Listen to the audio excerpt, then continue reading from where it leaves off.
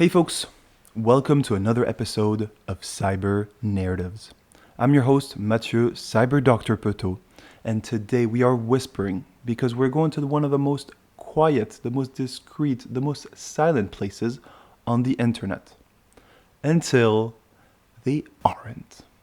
It was a bright July month of 2015 in Toronto, Canada. Ashley Madison was preparing itself to go public to join the stock market. It was starting to grow already in 2001 and slowly grew to 115 million in annual revenues. A large company. But the thing is, Ashley Madison was not your typical company.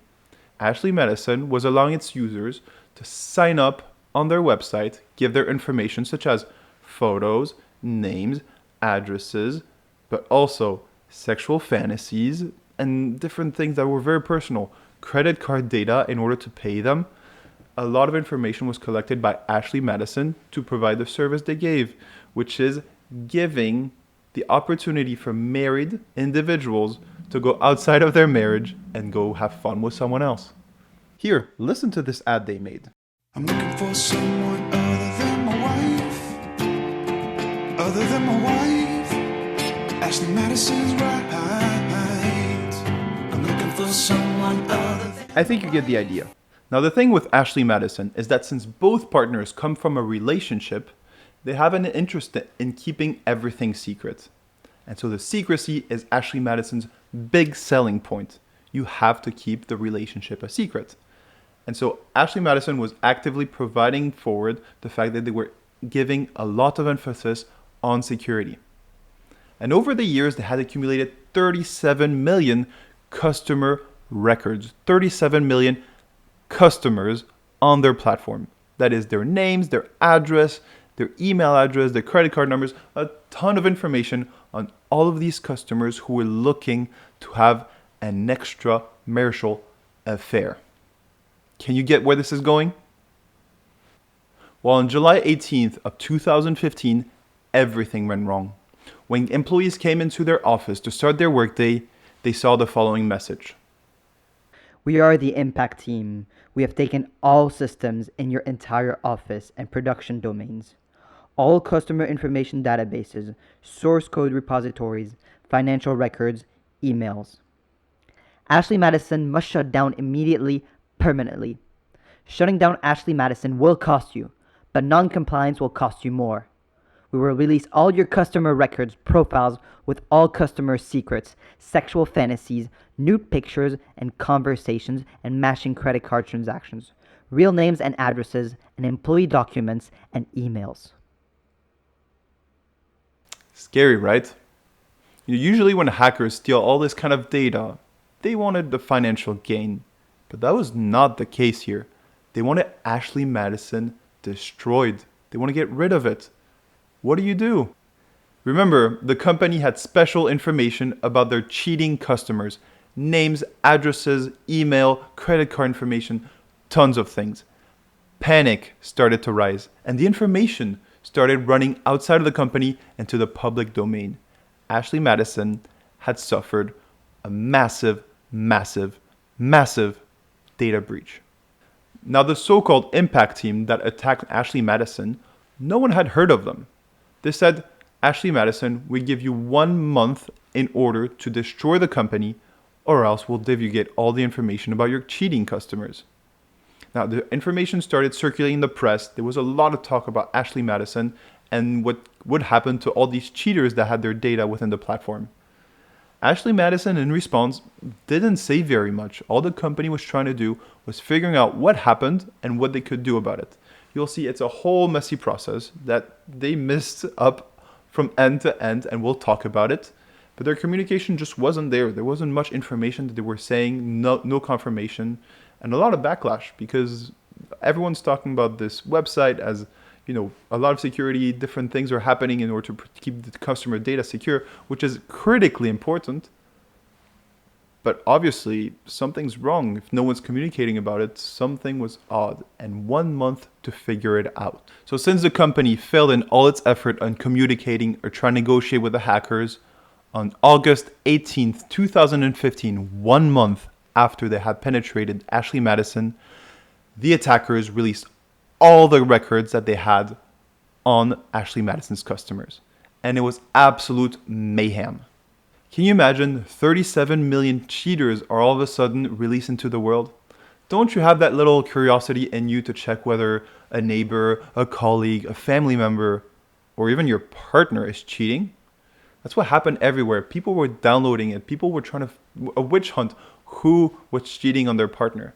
There was also a whole Google Maps that was created about with the different addresses of the cheaters that existed, a whole witch hunt, public shaming like there never was before.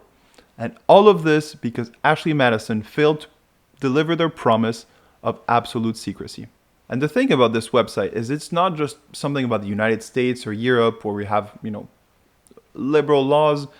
On the list of the cheaters that they were on Ashley Madison, 1,200 ended with the email domain .sa.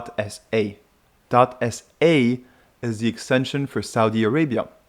And the thing with adultery, which is cheating on your partner, in Saudi Arabia is that it's punishable by death. So, a lot of people, especially people who came out because of the platform hack, had to hide into another country, were political victims, and all of this because of a massive, massive data breach. Now, let's mention this. Data breaches happen. They happen. But here you'll see that Ashley Madison acted with a lot of dismay towards their cybersecurity. They completely disregarded it. And here on this episode today, we're not going to talk about the human side about it. We're really going to focus on the business side, on the cybersecurity side, what they could have done differently to make it from one of the biggest crises in the world that crashed them until something much smaller, much more controllable. And we're going to do this in 3 points. Now, before we move forward, I'd like to tell you that cyber attacks are very common. There's a cyber attack that happens in the UK every 10 seconds. So it's not just about, protecting against cyber attacks and doing everything to protect against that. You have to make sure that you're able to respond to those. And that's precisely what Ashley Madison failed to do. And we're going to talk about 3 ways that it could have dealt with its cyber attack to not make it as big as it was and completely crush the company to the ground. Now, the first thing that any company should do when it comes to cybersecurity is understand their risk. And you need to do this in several phases. The first one is understanding who could potentially hack you. Now, when we think about the adversaries that Ashley Madison could potentially face, let's think about them. First of all, there's the competitors.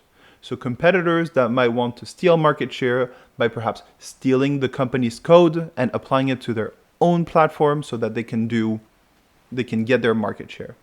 Now, this risk is quite small because Ashley Madison was alone in this married affairs market. So there was not much risk and there was not many people that were competing in their segment. They were kind of the only ones on that one. So competitors weren't likely going to attack them. Now, the first thing that Ashley Madison or any company trying to protect itself against cyber attack should do is understand their risk. Now, there's something quite unique about cyber risk, is that it can only come from humans. I've never seen a bunch of deers trying to attack a supermarket chain via computers. So what you should do is trying to look at which actors, what kind of people could be interested in hacking Ashley Madison. Now let's do a comparison. Let's think about it. First of all, we might think of competitors. Could a competitor try to attack Ashley Madison to get their source code, their customer information, etc., etc.? Oh, perhaps, but my thinking about this is it's not really a big threat. Ashley Madison is the biggest player inside of this type of relationship, which is married couples trying to married individuals trying to find someone else. And there's not really much companies out there at the time that are also trying to do the same thing. And their source code is not necessarily valuable. It's just a platform. It's a lot of open source, I'm assuming. It's not very secretive information, at least for a competitor. Now, let's move on to the next actor. Who could be someone else that might be trying to hack them? We might say a government organization. Now, this could happen if you're an important company in the medical sector, doing advanced research, or in the military sector, doing things with different militaries. Perhaps China, Russia, Iran could be interested in attacking you. But here, I don't see it. I don't see why a foreign government would be interested in hacking Ashley Madison in order to get the customer's data or the source code or trying to put out their service. I don't see it. Now, there is one type of threat actor that Ashley Madison is very vulnerable to, and that is a cyber criminal group. These guys are out there hacking companies for the sole purpose of making money. And Ashley Madison is an ideal contender. They have plenty of money and they're growing, and their service relies on technology. If they don't have their technology working, they can't make money, they can't get grown, and they can't achieve the things that they want. Therefore, Ashley Madison has to consider cyber criminals as one of their main threats. But I think the ultimate threat to them, and what ended up catching them in the butt, biting them in the butt, was hacktivists.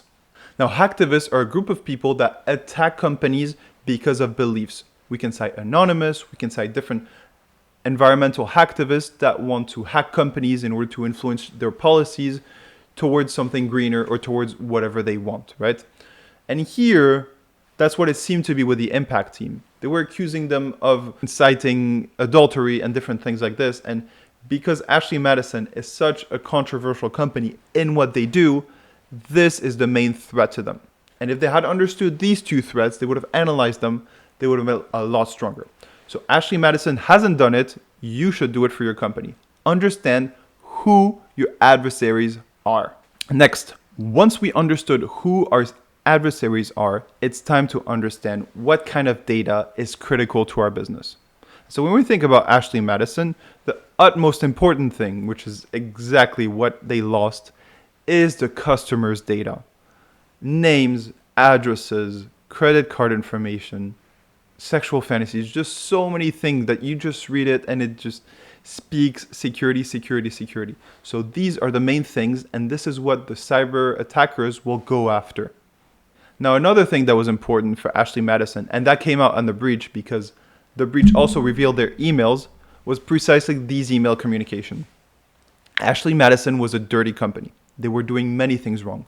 Like, for instance, at one point they offered for customers to pay $20 to have all their information erased from the platform.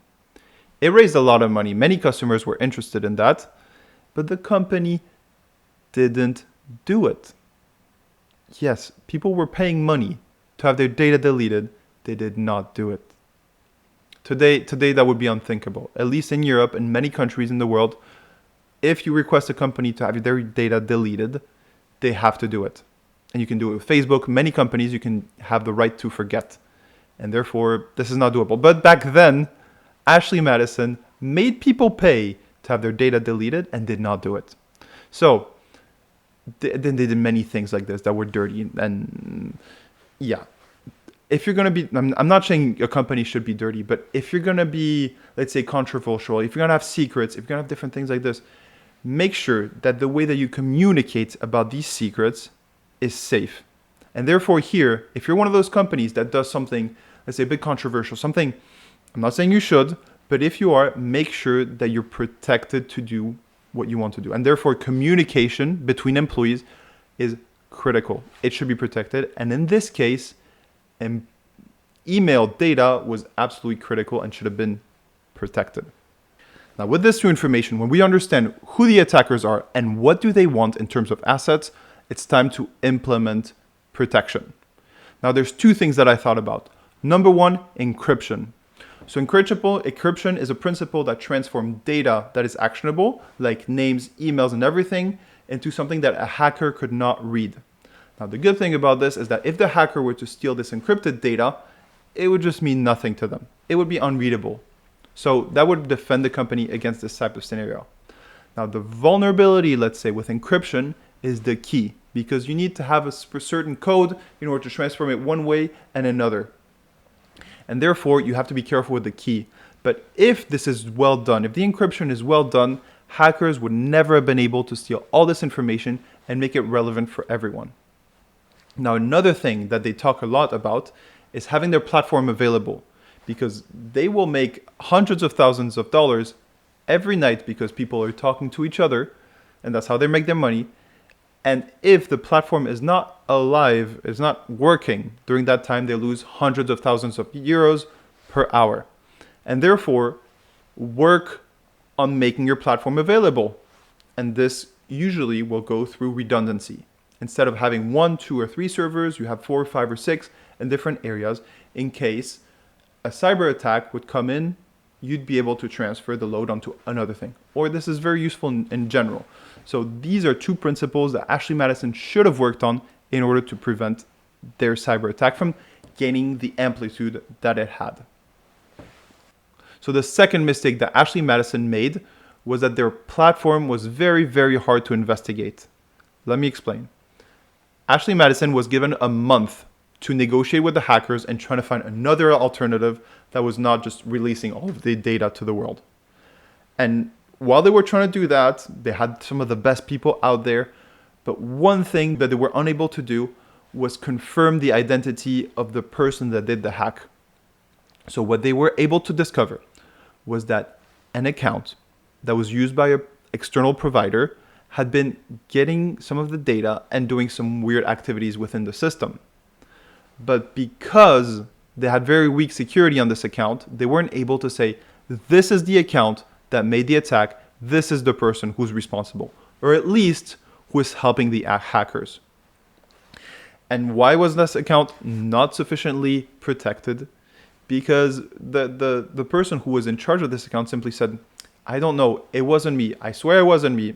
And if the company has no way to prove that it was them, then you're kind of left at a dead end. And they kept moving from person to person to person, and it led nowhere within the 30 days, and they had the worst case situation. So in order for Ashley Madison or for your company to protect itself, to be able to investigate when something happens, you need to make sure that the accounts are rock solid. And when someone logs in, it is actually this person. Now, how can you make this happen? If you just have a password, passwords are very easy to steal nowadays. You need to have multiple ways of making sure it's the right person that's connecting. So you could have a password mixed in with a biological thing like the iris or the fingerprint or anything like this. You can also do factor authentication through the phone. There's many ways you can do this. And the fact is, if your accounts are not secure enough, there's no way to find who's liable and who you should negotiate with in case of a cyber attack. Not saying that you should always negotiate, but at least this helps in doing your investigation and finding out the best ways that you want. So always remember, having a strong infrastructure will allow you to do better investigation and be better off when the attack eventually comes. Protect your accounts. And point number three that they definitely screwed up on is the communication. Communication was absolutely absent. Nothing significant was happening during all this time, and the customers were left in the blank, and there was no support, there was nothing they could do. And I'm not a communication expert, and while writing this episode, I realized that we need to communicate. We need to find someone out there who can tell us about communication. So there will be a guest about communication, but I'm not a communication expert, but not saying anything cannot be the answer in such a crisis. So Ashley Madison, especially as controversial as they are, should have had a communication plan about what they would say in case most or all of the records of their customer were leaked. They should have had something to say about it. And this would have helped the crash. Maybe the media, the investors, everyone would be more reassured that they're actually a capable company. But when you look like a clown like you did, it's hard to ever believe in this company once again. So let's talk about the aftermath. What happened after the Ashley Madison scandal? Now, about the human scandal, you can watch the Netflix series. It talks extensively about this. There were some tragic events, and you can hear more about those. So what was the business aftermath of the cyber attack on Ashley Madison? So as you know, I've already told you, their IPO didn't happen. Everyone backed off. Investor confidence went down. Next, they had a big financial liability. They had to pay $11 million to different parties for the damages that they've gone, mostly their customers. And another thing, they have a cost related to the whole rebuilding of their infrastructure, the whole securing their company, because now they have to be top notch. And they had increasing costs in their cyber insurance. There's a lot of things that went down, but the main thing that they lost was their customers' trust. When you say that security and secrecy is a key value selling point, you cannot go out there and go naked around the business world and hope not to get attacked. You have to do something about it. And what is that you have to do? You have to understand your risk. And you do this by understanding the actors, understanding your assets, and implementing the right solutions. Number two, you need to figure out who is logging in. This is critical in order to do investigation work and understand who did what, and you're able to move forward in investigation much more efficiently, especially when there's a time bound like here. And number three, you need to have a communication plan. Now, I'm not a communication expert. I can't tell you how to do it, but this is something that you need to work with, especially if you're a large company that is public like Ashley Madison and does crazy things like helping married couples find an affair. Folks, that was it for today. Thank you so much for following, and I'll see you next week for a wonderful guest on AI. Have a good one.